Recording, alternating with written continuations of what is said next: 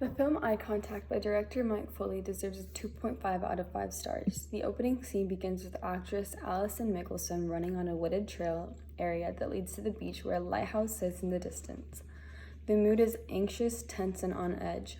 She makes her way up the lighthouse during her jog. As she gets to the top of the lighthouse, there is a shadow figure with a fedora that watches her. The runner begins to run back down to the sand and realizes the shadow figure is where she was before. Suddenly, the woman begins running back home, where she notices the shadow figure follows her. The shadow figure gets closer and closer to her every time she looks back at him. When the runner gets back home, she hurriedly opens the door with her keys and runs inside. She grabs the phone to make a call, but before she can dial, the phone drops on the floor. The filmmaker wants the audience to feel anxious like the runner was feeling as she ran from the figure. The director uses a suspense technique called soundtrack to create a small emotional setting that is essential for a suspense film. As the film progresses and the runner gets closer to the lighthouse, the music becomes more tense. The wooded path creates the most anxiety because it's harder to predict when the shadow figure will appear due to all the turns and small hills on the wooded path. The director of the film used many effective camera angles and shots, like a wide shot, close-up, mid-shot, and cutaway to create suspense. These suspense techniques weren't very effective. The director used outdated techniques that mimic R.L. Stein's Goosebumps and seem cheap. The director uses camera techniques like close-up, handheld shots, mid-shots, and cut-ins.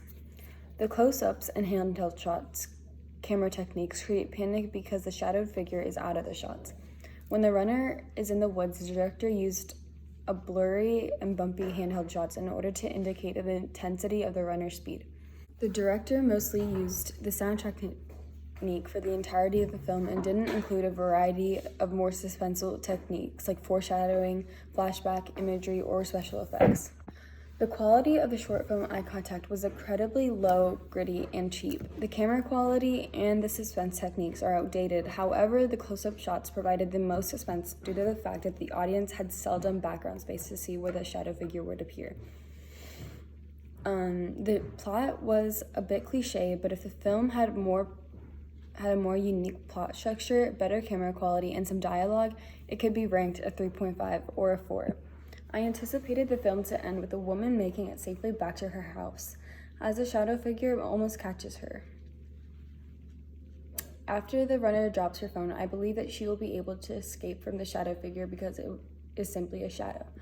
However, not every story needs to have a good ending, and I like that the director didn't include an obviously happy conclusion. One thing I will take from this film is to use it as a blueprint of what not to do if I were to make a suspense film.